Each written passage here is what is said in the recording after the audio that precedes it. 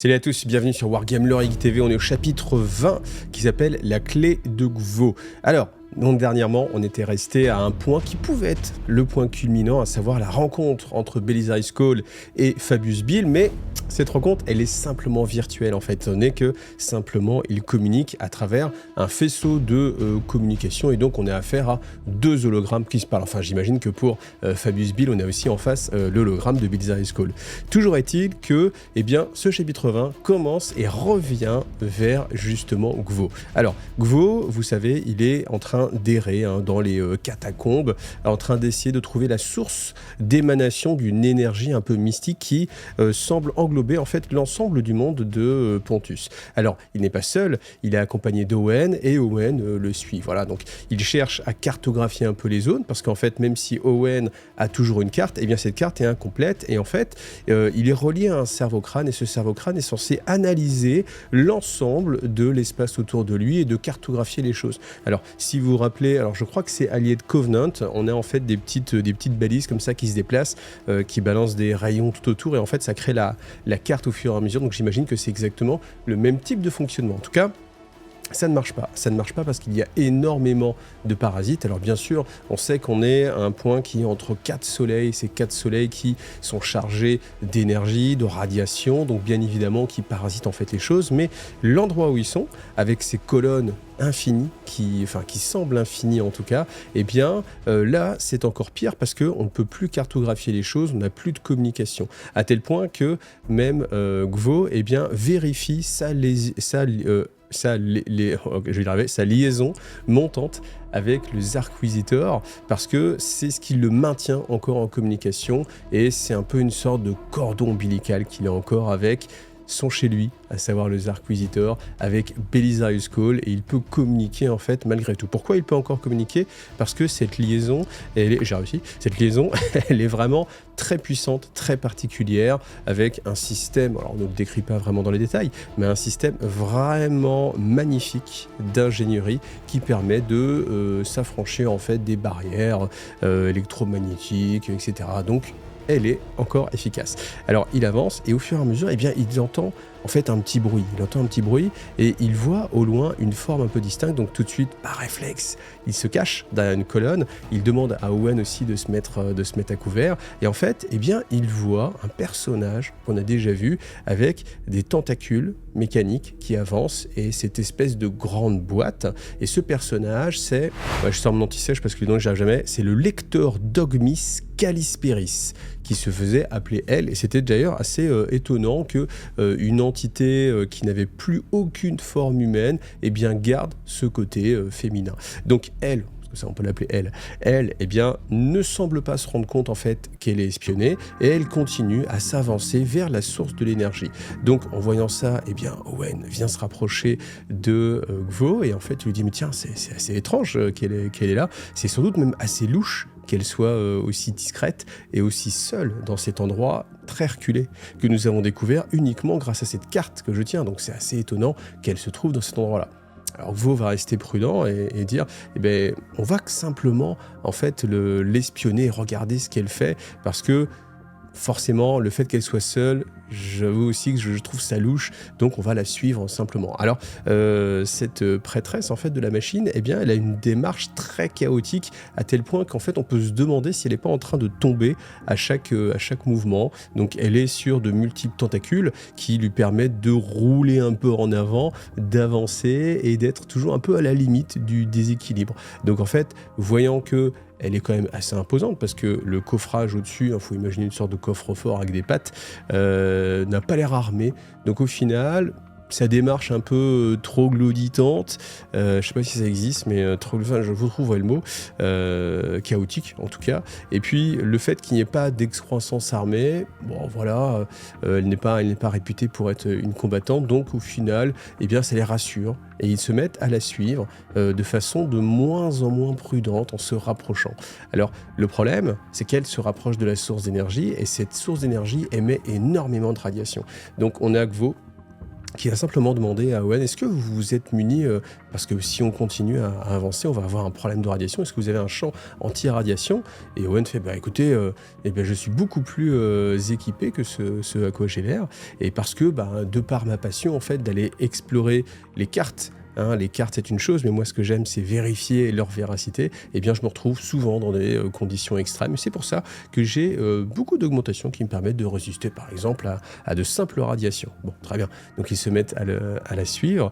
Et puis, bah, ils gagnent rapidement, encore une fois, en, comment dire, en assurance, étant donné que, eh bien, voilà, elle est rattrapée très vite, elle avance, elle n'a pas l'air de se rendre compte en fait qu'ils la suivent, et au final, quand elle s'approche en fait de la source énergétique, eh bien, elle disparaît comme si elle glissait en fait un peu dans le sol. Donc c'est étonnant encore une fois. Et puis en fait, ce qui se passe, c'est que Owen et Gvo, en fait, de là où ils ont vraiment du mal à voir, étant donné qu'il y a une source lumineuse très puissante qui émane de cet endroit-là. Donc ils se rapprochent et en fait, ils s'aperçoivent qu'au final, eh bien, il y a simplement une rampe. Donc décide bien sûr d'aller vers cette rampe. Alors ce qui se passe, c'est que Gvo a un pistolet à phosphore, donc il dégaine son pistolet à phosphore, il se tient prêt au cas où, hein, on ne sait jamais. Et puis Owen lui dit: mais est-ce qu'il ne faudrait pas directement passer à l'attaque avant qu'elle nous remarque?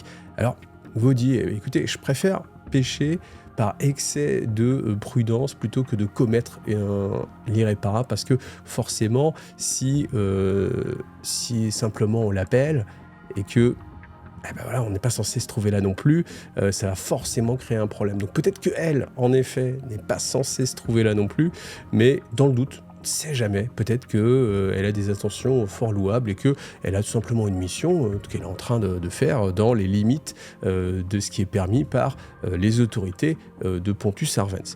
Donc elle continue, et en fait, il voit qu'elle s'approche en fait d'une zone, et sur cette zone, en fait, il y a des sortes d'écritures. Alors de loin, en fait, ils voient un petit peu ces écritures, et en fait, ils ne reconnaissent pas les écritures, parce qu'il y en a de différents types, beaucoup de sortes d'écritures. Il y en a simplement une qui ressemble un peu à la langue originelle de Terra, parce que on reconnaît en fait l'alphabet classique qui s'est transmis jusqu'au 41e millénaire avec les lettres qu'on connaît encore à notre époque. Et malgré tout, eh bien, Gvo n'arrive pas dans sa banque de données à retrouver et à comprendre ce que cela signifie. Mais ce qui est certain, c'est que le fait qu'on trouve différents langages sur cette zone-là, eh bien, ça pourrait venir confirmer l'intuition de Belisarius Cawl, à savoir que ce monde était un monde un peu diplomatique qui était là pour accueillir différents peuples qui pouvaient venir cohabiter et trouver une place pour discuter sans être forcément impliqués sur un territoire d'un des partis. Donc à ce moment, il y a un petit passage entre justement Gvo et Owen. Owen dit c'est normal que, enfin, du coup, Gvo dit oui, Belisarius du coup avait cette hypothèse-là, et Owen fait: ah, mais bien sûr, les paroles du porte-parole de l'Omnimessie sont sacrées, et c'est bien ça qu'on le voit. Et Gvo dit simplement: non, mais en fait, ce qui se passe, c'est que Belisarius, il a toujours raison. Donc ça ne prouve typiquement rien sur le fait qu'il soit porte-parole de l'Omnimessie. Mais en tout cas, cette hypothèse, eh bien, se vérifie. Alors, l'adepte continue, elle, par contre, à faire comme s'il n'était pas là, même s'ils sont quasiment à découvert juste derrière elle, et au fur et à mesure, elle va appuyer sur certaines zones et commencer à créer une vibration. Cette vibration, elle va s'étendre, et l'ensemble du monde de Pontus Arvens va commencer à trembler. Et ce tremblement, évidemment, ça annonce pas de bonnes choses. Donc on a effectivement Gvo qui va se décider à passer un petit peu à l'attaque, en tout cas qui va agir, parce que voilà, une activation d'un portail un peu secret, mystico, perdu au fin fond d'une galerie que personne ne connaît, avec une adepte qui glisse là sans se faire remarquer, sans escorte, sans cohorte du Mechanicum, c'est assez étonnant. Donc ce qu'il va remarquer aussi, c'est que avant qu'elle continue à appuyer sur les zones, eh bien, le cube qui est au-dessus d'elle, ce coffre-fort, eh bien, en fait, va s'ouvrir. Et en fait, on voit une forme féminine, et c'est pour ça qu'elle tenait à se faire appeler elle, une forme féminine, alors toujours augmentée, avec des mécadendrites qui lui sortent des épaules. Elle a 2 mécadendrites vraiment très visibles qui lui sortent des épaules. Elle va ressortir et appuyer encore une fois sur une zone un peu cachée et activer des runes. Et quand elle active ces runes-là, eh bien le monde autour d'eux se met à chanter, donc avec une musique assez harmonieuse, mais qui résonne bien dans toute la station spatiale, dans tout ce monde de Pontus Arvens. Donc c'en est trop pour Gvo. Il s'étonne lui-même, au final, il a son pistolet à phosphore pointé, et puis il avance directement vers elle, et ce mouvement en fait d'assurance l'étonne, parce qu'elle n'était pas habituée à être aussi vaillant. Donc il pointe son pistolet, et puis il l'appelle, et il fait « Prêtresse, arrêtez tout de suite ce que vous êtes en train de faire !»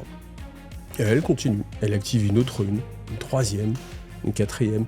Gvo se rapproche et dit « Mais bon sang, arrêtez, qu'est-ce que vous êtes en train de faire ?»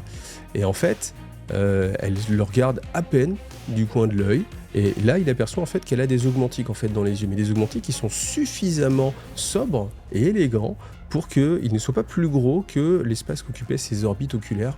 Donc une certaine élégance encore malgré tout. Et bien elle continue, puis elle dit « Ah, le petit chien de compagnie de Belisarius Cawl, partez !» Et à ce moment-là, Gvo dégaine encore une fois son pistolet, et il appuie sur la détente en disant « Non !» Et il tire directement avec son pistolet à phosphore. Donc c'est assez étonnant parce que il plaisante pas, et directement il a senti en fait que il y avait ce danger, et que il fallait agir. Donc quand il tire, le pistolet à phosphore émet énormément de lumière, mais en fait il n'atteint pas sa cible. Pourquoi ? Parce que la lumière est simplement bloquée contre un champ d'énergie. Et en fait, la lumière, c'est un signe qui correspond en fait à la forme de protection. Parce que si on avait un bouclier réfléchissant, un champ d'énergie un peu plus simple, peut-être un champ de dispersion, les choses se seraient passées un peu différemment. Sauf que le fait que le tir soit simplement arrêté net, c'est que c'est un champ énergétique personnel, ce qui est un artefact extrêmement rare, même pour des magos du Mechanicus. Donc il se trouve étonné. Et elle lui dit ah oui, tu es étonné, mais c'est normal. C'est parce que en tant que vraie porteuse de la parole du Mechanicum, j'ai accès à énormément de technologies que vous autres faux adeptes du Mechanicus qui est dans le faux, vous ne pouvez même pas imaginer. Et c'est là qu'il comprend, parce qu'en fait, la façon dont elle parle, c'est typique du Mechanicum noir, parce qu'ils se considèrent comme étant les détenteurs du savoir, de la vérité sur le culte de la machine, alors que le Mechanicus, l'Adeptus Mechanicus, ce qui est loyal et ce qui est allié à l'Imperium, en fait, vénère l'Omni-Messie qui est l'empereur, et c'est un faux prophète, c'est une hérésie pour eux. Et forcément, elle a accès à énormément de connaissances qui sont bannies, tout simplement, pour l'Adeptus Mechanicus. Donc, bien sûr, maintenant qu'il a compris en fait qu'elle était agent du Mechanicum noir, là, n'hésite pas, il continue à tirer, il tire 2 fois, 3 fois, 4 fois, mais à chaque fois, l'énergie se trouve arrêtée encore une fois par ce champ d'énergie, et elle continue. Appuyée jusqu'au 6e moment, 6e impulsion, et là, le portail devant elle se transforme en portail vers la toile. Alors, Gvo, en fait, il a l'habitude, parce que dans ses différentes itérations, il faut se rappeler qu'il a la mémoire, en fait, même s'il date que d'hier, techniquement qu'il est né hier, il a la mémoire de tous les Gvo qui étaient avant, et au moins une dizaine de Gvo, ce qui est quand même pas mal, ont utilisé un portail sur la toile. Et donc, il reconnaît instantanément ce portail. Malgré tout, il voit aussi que l'appareil qui était tenu dans un des mécadendrites, est une technologie corrompue Xeno. Alors, est-ce Eldari, je pense que c'est une technologie corrompue Eldari ou autre chose, mais en tout cas, là aussi, elle porte la trace du Mechanicum noir. Alors Gvo, malgré tout, à travers ce portail sur la toile, réussit à voir de l'autre côté, et ce qu'il estime être une cale d'un vaisseau spatial avec énormément d'automates qui sont au garde à vous et qui attendent que le passage soit ouvert pour bien sûr venir envahir le monde de Pontus Arvens. Et Lamagos se retourne vers lui et dit très bien, maintenant que j'ai réalisé mon œuvre, je vais m'occuper de toi. Donc elle lui envoie un coup de mécadendrite pour tout simplement le désarmer en disant tiens, je vais te débarrasser déjà de ce jouet inutile. Et forcément Gvo essaie de fuir. Alors en se retournant, il s'aperçoit qu'Owen Owen n'est plus là. Et comme la prêtresse du Mécanicum Noir ne fait pas état de la présence de son acolyte, eh bien il se dit que sans doute Owen est parti chercher de l'aide et que s'il réussit à gagner suffisamment de temps, peut-être qu'il va réussir à trouver X-99 qui se promène aussi dans le complexe avec l'escouade de robots Castellan et qu'il y a fort pas à parier que toute prêtresse du Mécanicum Noir, elle ne résistera pas à un assaut des Castellan robots. Donc il essaie de gagner du temps, il se retourne, alors il trébuche un petit peu, il continue à s'enfuir et il se fait rattraper en fait par un des mégadendrites qui l'étrangle et qui le soulève du sol et il lui dit vous ne m'étranglerez pas en fait parce que je ne respire pas donc vous perdez tout simplement votre temps et en fait elle lui dit oh ne t'inquiète pas je n'ai pas du tout envie de t'étrangler mais en fait tu es venu ici et c'est fort bien. Pourquoi? Parce que tu es la clé qui va me permettre en fait de franchir les barrières du Zarquisitor. Je repense à ce pauvre Belisarius Cawl, sa grande faiblesse c'est toi Gvo, parce que il tient indubitablement à toi, à tel point qu'il t'a doté de cette incroyable liaison montante. Et je vais l'utiliser pour attaquer directement le Zarquisitor. Et il est là, non, démon, tu ne dois pas, tu es dans l'erreur. La réalité, c'est l'Omni-Messie, tu ne peux pas le nier. Et en fait, là, je vais vous lire ce que dit la prêtresse. Vous autres Tutut Terra nous avez éloignés de la véritable voie de l'illumination. Vous damnez l'humanité avec votre hérésie. Et Gvo lui dit, mais c'est vous qui frayez avec des démons. Non, nous ne frayons pas avec eux, nous les utilisons. Vous, par exemple, vous ne frayez pas avec l'acier, n'est-ce pas? Vous le maîtrisez, vous le modelez, vous le martelez jusqu'à ce qu'il prenne la forme désirée. Et l'étoffe du Warp est un matériau comme un autre, une bénédiction du grand œuvre, du dieu machine. Vous êtes mal avisé de le nier. Gvo lui répond, j'ai bien peur de ne pas pouvoir vous suivre, Callispéris, c'est le nom de l'adepte. Je ne suis pas Callispéris, je suis Alixia Dios, des disciples de Nul. Tu es très limité, comme ces idiots qui m'ont laissé infiltrer leur église sur Akatran.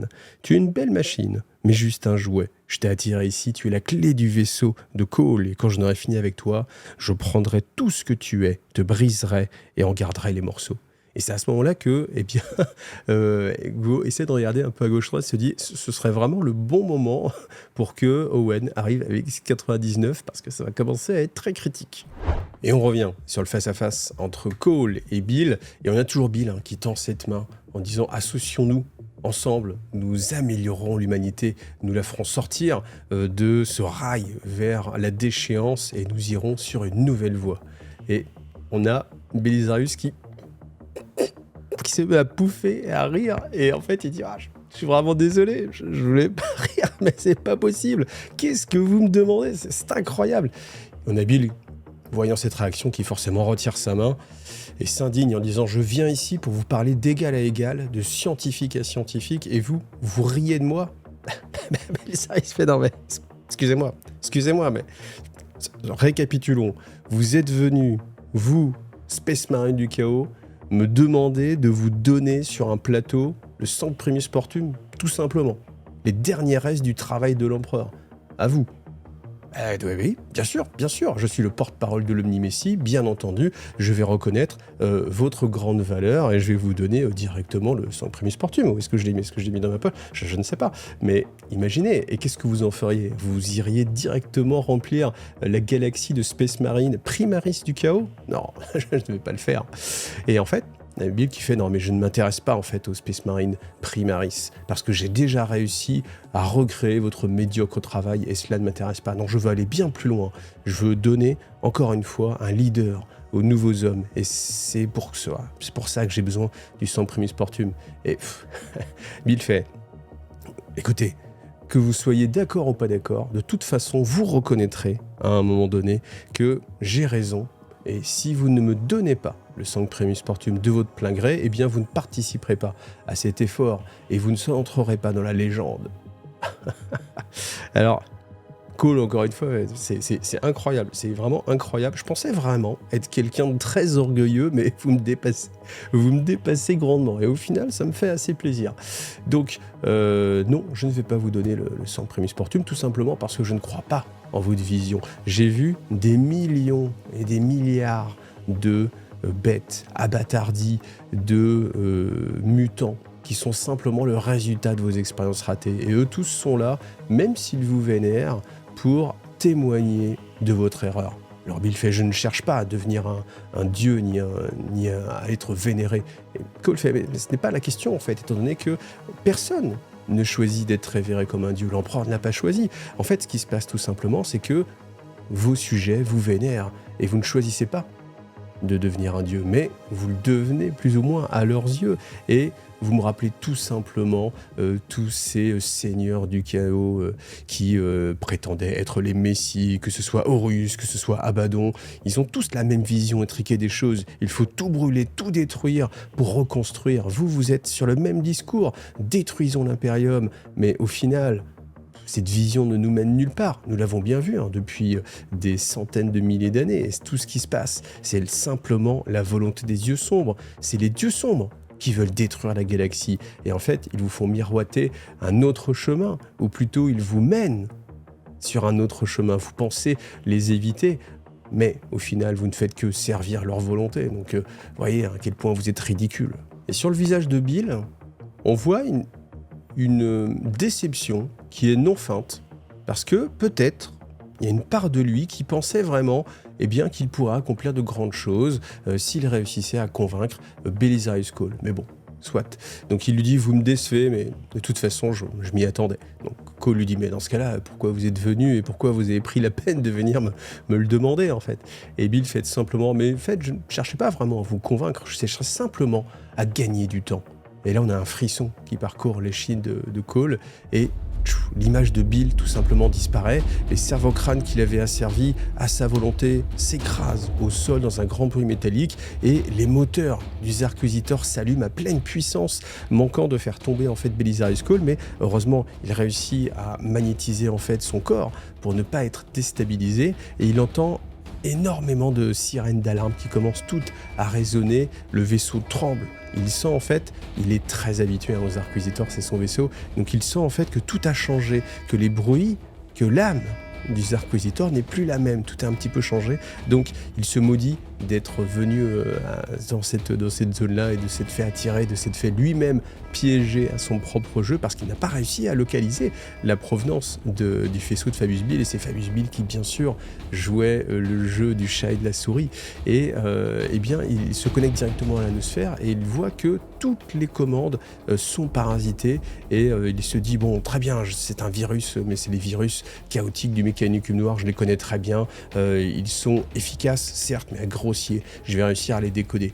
Et au final, là, l'effroi s'empare de lui parce qu'il se rend compte qu'il ne s'agit pas de ça. Il s'agit en fait d'entités semi-conscientes qui sont en train d'asservir le Zarquisitor. Et là, même s'il ne doute pas qu'il va réussir à triompher de ces codes chaotiques, malheureusement, ça va prendre un peu plus de temps. Parce que c'est un travail beaucoup plus soigné.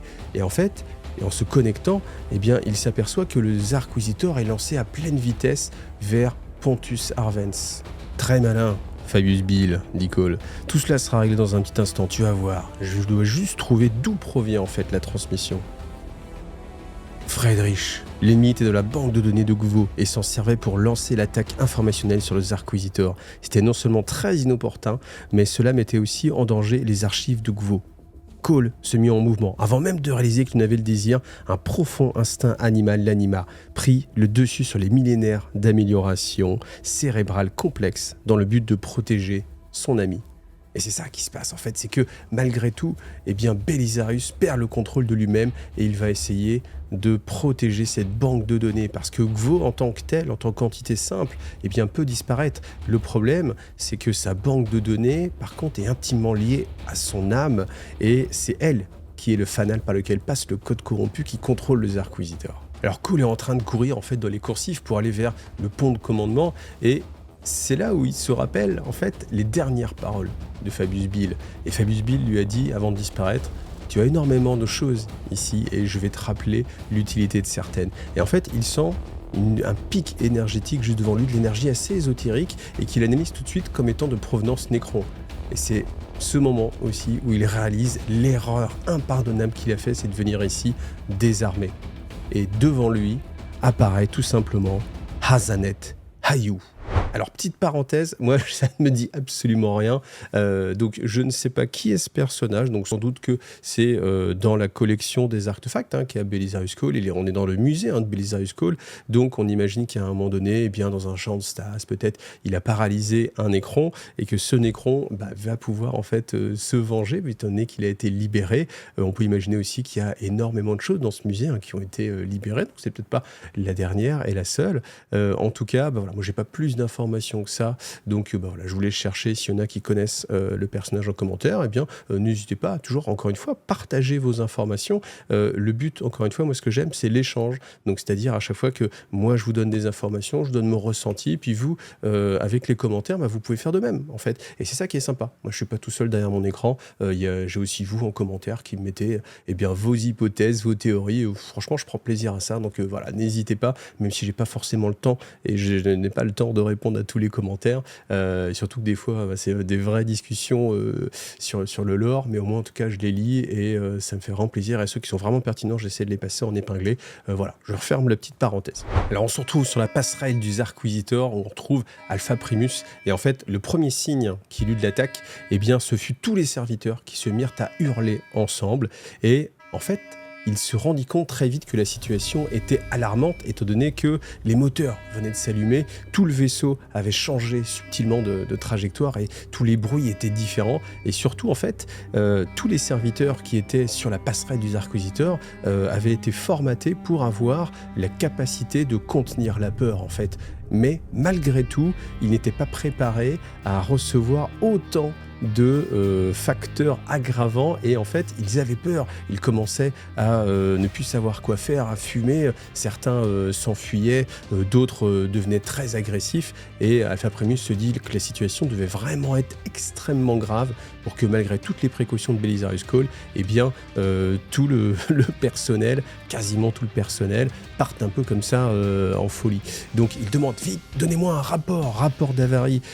Donc on a un magnifique listing que je vais vous lire. Donc on a dit avec une façon très élogieuse: bouclier Void hors ligne, propulsion principale hors ligne, défense principale hors ligne, défense secondaire hors ligne, système d'augure compromis, système de survie compromis, système Vox compromis.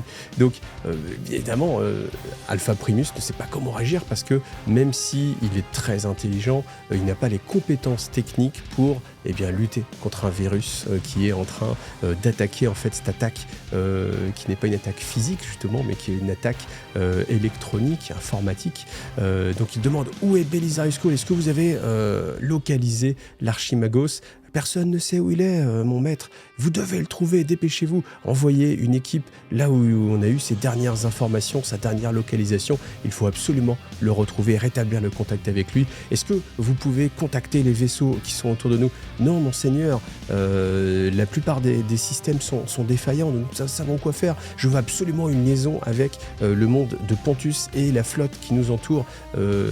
Peut-être que si je passe, je m'en fiche. Est-ce que c'est oui ou est-ce que c'est non? Oui, mon maître, oui, je vais essayer de faire ça. Donc on sent la panique qui commence à enfler et Alpha Primus obtient une liaison vers Pontus et il dit il faut absolument que vous soyez conscient que nous ne sommes pas sur une manœuvre agressive, nous avons été parasités. Je vous conseille de fermer tous les points d'accès à vos banques de données pour ne pas être vous aussi corrompus par ce système.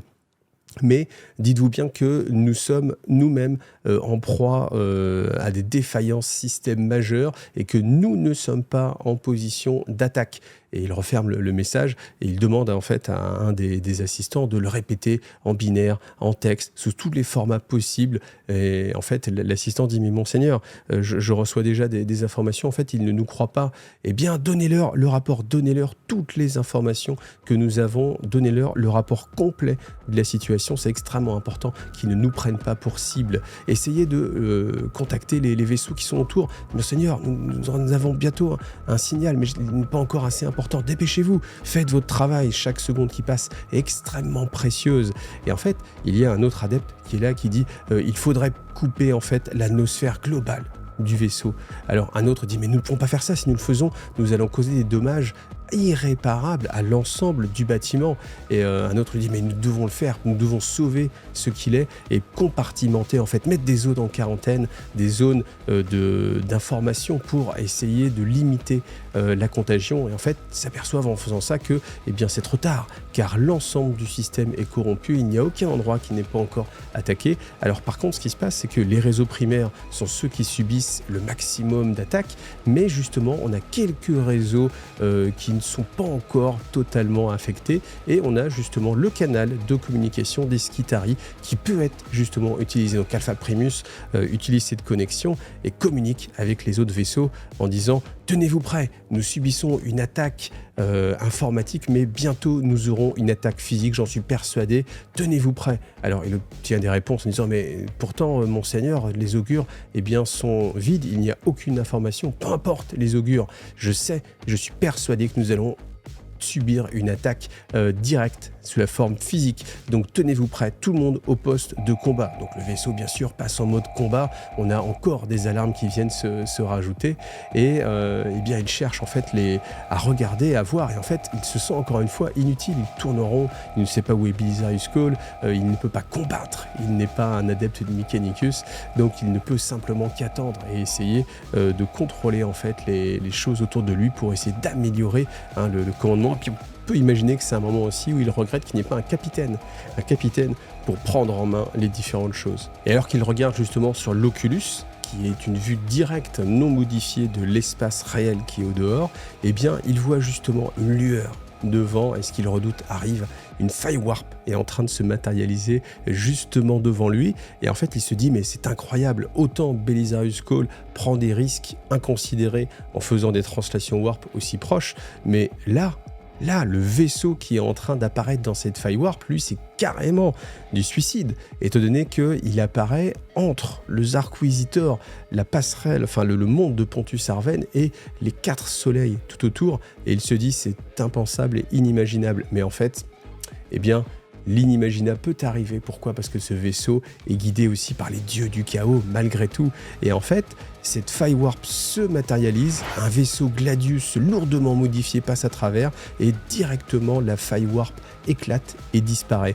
Et en fait, il sent tout, au fond de lui, il sent tout le déséquilibre de la situation, parce que, eh bien, eux, impériaux, sont soumis aux lois de la réalité et celle un peu du warp qu'ils cherchent à modeler, mais les serviteurs du chaos, eux, eh bien, de temps en temps, peuvent s'affranchir complètement des pointements de Devel qui permettent de faire des sauts warp fiables, et on a ce vaisseau qui apparaît. Alors tout de suite il demande quels sont, analysez-moi ce vaisseau. Alors on lui a un peu banque de données inefficace monseigneur, je ne sais pas. Et alors il regarde et on voit que c'est une frégate Gladius lourdement modifiée, et eh bien un augure fait, une petite voix fait ah c'est le Vesalius, c'est le vaisseau de l'architraître Fabius Bill. Et en fait en se retournant, il se dit je sais exactement ce qu'il est venu chercher. Si on prend en considération ce qu'il cherche à accomplir, il est certainement venu chercher le Sancprimus Portum. Regardez, je pense qu'on va avoir un assaut. Et en fait, juste à cet instant, on a de tout petits points lumineux qui apparaissent juste à côté de cette frégate, et on a en fait des pods d'abordage, alors les Dreadclaw, hein, j'imagine, avec bien sûr des forces qui vont assaillir directement le vaisseau. Alors d'habitude, évidemment, une Gladius, hein, ce ne serait pas de taille avec une Arch Mechanicus, mais là ce qui se passe c'est que le vaisseau étant désemparé, complètement inefficient, eh bien il est une proie extrêmement facile. Et on a Alpha Primus qui quitte à grandes enjambées en fait la passerelle de commandement et qui dit je vous laisse le commandement du vaisseau, et puis je vais enfin me rendre utile. Et voilà, fin de ce chapitre. Alors ce chapitre, hein, je peux vous dire, il était très dur à vous retranscrire, étant donné que déjà il est très long. En plus, on a vraiment 3 passages assez distincts. On aurait vraiment pu faire 3 vidéos. Hein. Mais bon, après, il faut quand même arriver au bout. Hein. Là, il me reste encore 9 chapitres, je crois. Donc voilà, bientôt la fin. En tout cas, c'est intéressant parce qu'on a eu la fin justement entre Belisarius Cawl et Fabius Bill. Alors, nul doute qu'ils vont se rencontrer de façon physique. Là, en tout cas, on avait cette rencontre alors de façon dialogue, simplement, bien sûr, sans qu'il y ait un combat. Donc, ce qui est intéressant, c'est de voir que malgré tout, Fabius Bill avait sans doute au fond de lui, peut-être, je sais pas quel pourcentage, mais peut-être une partie de lui, en tout cas, pensait qu'il pouvait réussir, je veux dire corrompre, mais pas corrompre, mais rallier à sa cause Belisarius Cole. Et en fait, je pense qu'il est un petit peu déçu d'avoir échoué. Alors, je pense aussi que, de par son ego de génie, et il se dit que c'est tout simplement Belisarius Cole qui voilà, ne voit pas, n'est pas assez intelligent pour englober l'ensemble de son plan et comprendre la situation. Mais on peut aussi imaginer qu'il se sent déçu de ne pas avoir réussi lui-même à trouver les bons mots pour réussir à faire passer Belisarius Cole de son côté. Malgré tout, eh bien, l'un comme l'autre, en fait, ils cherchaient simplement à se faire parler pour gagner du temps, hein. Ça, on a l'habitude, c'est une ficelle de scénario qu'on trouve assez souvent, mais Belisarius Cole s'est fait prendre à son propre piège, étant donné que Fabius Bill a réussi à mener son plan à bien. Alors, ce qui est assez intéressant, si on revient justement sur Gvo, eh bien, c'est que Gvo est l'outil indispensable dont avaient besoin les forces du chaos pour s'occuper de l'arc Mechanicus, de Belisarius Cole, du Zarquisitor, et que s'il n'était pas là, eh bien le plan tombait à l'eau. Parce que évidemment, que peut faire la frégate de Bill? Elle arrive, il se passe rien, hein, tout simplement, elle se fait vaporiser. Donc, on peut aussi imaginer que Owen n'est pas parti chercher X99, XV99, ce doit être une armure crisis X99 pour le venir en aide, mais peut-être tout simplement était lui-même un agent en fait du Dark Mechanicum et qu'il a fait exprès d'amener Gvo en fait à cet endroit. Alors après, il y a quand même eu, on va dire, un faisceau de bons éléments, étant donné qu'il était quand même escorté par une cohorte de Castellan robots, mais que, bah voilà, elle s'est trouvée séparée et qu'il n'y avait pas eu une très belle escorte qui était avec Owen et puis Gvo. Et voilà. Alors après, peut-être que Owen va revenir jouer un rôle. Je pense qu'on le reverra un petit peu dans la suite du roman. Alors, j'imagine, hein, comme une fois, je n'ai pas lu la suite. Hein, ce que je cherche vraiment à faire, c'est d'imaginer un peu ce qui va se passer. Hein. Si je l'avais déjà lu et que je faisais semblant, il n'y aurait aucun intérêt. En tout cas, pour moi, ça ne me ferait pas plaisir. Donc voilà.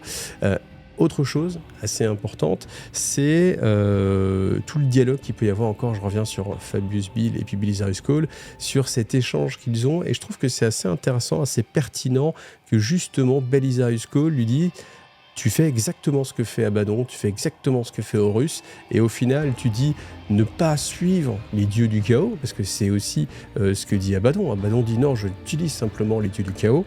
On a ce passage qui est là aussi pour l'adepte du mécanique noir, qui dit on utilise simplement la puissance warp comme étant un matériau, tout comme on peut façonner en fait l'acier, comme un outil. L'outil de notre volonté pour accomplir la volonté du dieu de la machine. Mais en fait, on retrouve toujours cette ambiguïté, et puis on ne sait pas si en fait ces personnes, même si elles ne sont pas conscientes, sont peut-être, encore une fois, elles-mêmes les outils de leurs propres outils en fait. Parce qu'ils disent, oui, on utilise les forces du chaos, mais en fait eux-mêmes sont l'instrument des forces du chaos. Et peut-être Fabius Bill, si même lui n'a pas rejoint ouvertement les dieux et qu'il les conspue, et qu'il cherche à les bannir de la réalité, et bien malgré tout, ils jouent un petit peu pour leur camp, en détruisant justement l'Imperium, qui est peut-être le dernier rempart contre le chaos. Parce qu'on imagine qu'à l'échelle galactique, les Eldar, c'est un peu difficile, c'est une race en déclin, je pense pas qu'ils puissent stopper à eux seuls la progression du chaos. Tous les autres acteurs, les Tau n'ont pas conscience du chaos, les Nécrons... Alors les Nécrons, si eux, par contre, c'est un allié, parce que ils peuvent justement juguler le Warp avec les Paria Nexus, donc ça, pourquoi pas. Après, par contre, toutes les autres factions ne vont pas directement intervenir. Les orques, aucun moyen que ça marche. Donc, il reste l'Imperium. Et l'Imperium, c'est la force majeure, dominante, qui lutte contre le chaos. Alors après, les Nécrons, là, c'est vrai qu'ils ont une part un petit peu plus présente, mais malgré tout, voilà, on est sur cette force-là. Et si Fabius Bill réussit à saper cette force-là, eh bien, voilà, ça va laisser le champ libre aux apôtres du chaos. Et d'ailleurs, c'est une faiblesse dans son plan, parce que est-ce qu'il imagine que les nouveaux hommes vont pouvoir s'opposer aux forces du chaos? Pas sûr. Et en même temps, comme il aide les forces du chaos, même si c'est pour servir en fait son but de créer une nouvelle humanité, eh bien, à moyen terme, je pense qu'il peut y avoir une bascule, si son plan réussi, qui va être assez dommageable pour son plan, parce que l'Imperium va péricliter, le chaos va prendre le pas, et c'est pas sûr que lui réussisse avec ses nouveaux hommes à inverser la vapeur. Donc je sais pas ce que vous en pensez, dites-le moi là aussi en commentaire, est-ce que vous pensez que c'est possible, ou est-ce que voilà, c'est un plan qui est voué à l'échec, hein. Alors après, pour y avoir réfléchi, Azanet Ayou, donc le Nécron qui vient s'opposer à Belisarius School, eh bien c'est peut-être tout simplement en fait le cryptech chronomancien qui a été capturé en fait et qui voilà était la raison pour laquelle l'Inquisition s'intéressait à Belisarius School, parce que lui-même avait attaqué une prison de l'Inquisition pour récupérer le chronomancien, parce qu'il a besoin justement de voyager dans le temps. On se rappelle pourquoi, et puis si vous vous rappelez pas pourquoi, eh bien je vous invite, je vais pas vous refaire le résumé, mais je vous invite à regarder la playlist qui s'affiche en haut à droite, hein. Vous avez une vingtaine de vidéos où on vous explique un peu le plan de Belisarius School, qui est assez séduisant, et j'espère que on va en apprendre un petit peu plus. Maintenant, c'est vrai qu'il y a cette confrontation, donc peut-être qu'est-ce qui va se passer, cette confrontation va aboutir à une sorte de d'ex-aequo, je pense, entre les deux, et on va peut-être poursuivre un peu l'investigation de Belisarius School sur le monde qui est coincé à côté de ce trou noir, et puis peut-être qu'il pourra retrouver en fait les informations, comment va-t-il se libérer du chronomancien, je ne sais pas, on verra bien. Mais en tout cas, je pense qu'on va en apprendre encore vraiment beaucoup sur Belisarius School, sur Fabius Bill peut-être aussi, et puis peut-être encore une fois, cet affrontement. Est-ce que Porter est justement dans ces Dreadclaw d'abordage qui arrivent sur les Inquisiteurs, et qu'on va avoir l'affrontement à ma gauche, Alpha Primus, à ma droite, Porter, pour voir qui va gagner. Voilà, si vous avez un pronostic aussi, n'hésitez pas à le mettre en commentaire. Je suis curieux de voir aussi ce que ça peut donner. Voilà. En tout cas, merci à vous d'avoir vu cette vidéo jusqu'ici. J'espère que ça vous a plu. Si ça vous a plu, eh bien, différentes façons de remercier mon travail. Vous avez bien sûr Tipeee. C'est ce qui marche le mieux, surtout sur cette chaîne-là, parce que vous avez les vidéos en avance, sans publicité, directement sur la chaîne. Ce que je ferai aussi, c'est que je vous réserverai une vidéo compile de tout le roman. Je pense que ça va être assez sympa. Alors, je pense que ça va être un petit peu de boulot, mais une fois qu'il sera terminé, ça fera peut-être comme ça une sorte de playlist que les gens pourront écouter avec un roman, voilà, comme ça. Moi, c'est ce que je fais. Des fois, j'écoute des romans audio quand je suis en train de peindre. Là, voilà, vous aurez votre roman audio. Vous n'aurez pas besoin de passer d'une chaîne, enfin, d'un passage à l'autre. En plus, il n'y aura pas de publicité. Donc ça, je pense que ça va être assez intéressant. Autre façon de l'aider, vous le pouvez aussi, si vous achetez des figurines ou vous achetez des romans, passer par MyHobbyPlace. J'ai un lien partenaire. Je vous mets le lien. C'est un lien qui me permet de toucher une partie de com sur ce que vous commandez. Comme ça, ça vous permet indirectement, alors ça vous permet directement d'économiser 20% sur vos achats, et aussi indirectement de financer tout simplement mon travail. Voilà. Merci à vous tous en tout cas. Pensez à liker, à partager, et on se retrouve en commentaire. Allez, à bientôt. Salut à tous.